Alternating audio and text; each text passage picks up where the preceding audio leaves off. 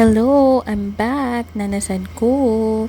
So, come with us as we stroll around SMC side again and among gisuri ang mga bata. So, galibog sila asa sila mo eat, no?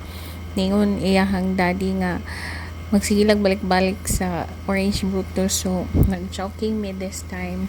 And actually, dili tagid ganahan si Janica kay gusto na po siya mabalik sa Orange Brutus, but again yun yan dad nga pool na kaayo Nick, so medyo siya dyan na ang bossy when it comes kung asa ni mga on kay pilian kaayo. And muna this time kay wala mi ni sugot nga mobalik mi Orange Brutus.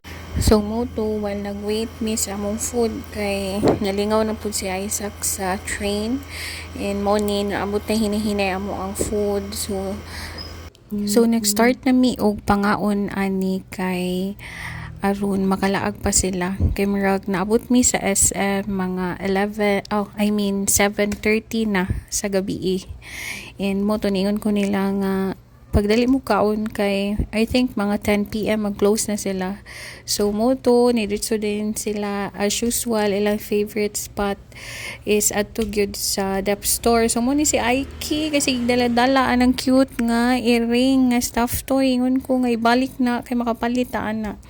And nagpa-picture ni si Riri aning squeezy nga squishy. Yeah, squishy nga murag lain gyud siya hikapon guys, but lingaw kay sila ani. So mo to ningon ko nila nga ipangbalik na ninyo ha kay dili ta mamalit ana kay nagdugang-dugang ra na sa ako ang limpyuhan sa balay. So as usual di ra pud na sila makuan guys, murag naana ra pud na sila nga if moingon mig no gyud na. Pero this time kaning duha nabudol gyud ilang daddy. So mao ni nagpapalit sila ilang slipper kay usually ilang mga slipper mga hand-me-down ra. So after 4 years na sila ilang slipper. So maura to siya guys. Murag diri ra maen ang amo ang video kay nanguli na mi ani. Then nihapit mi ani sa balay sa kong parents kay hatod mi sa among mga bulingon. So mo to thank you for watching again until to our next video. Bye bye.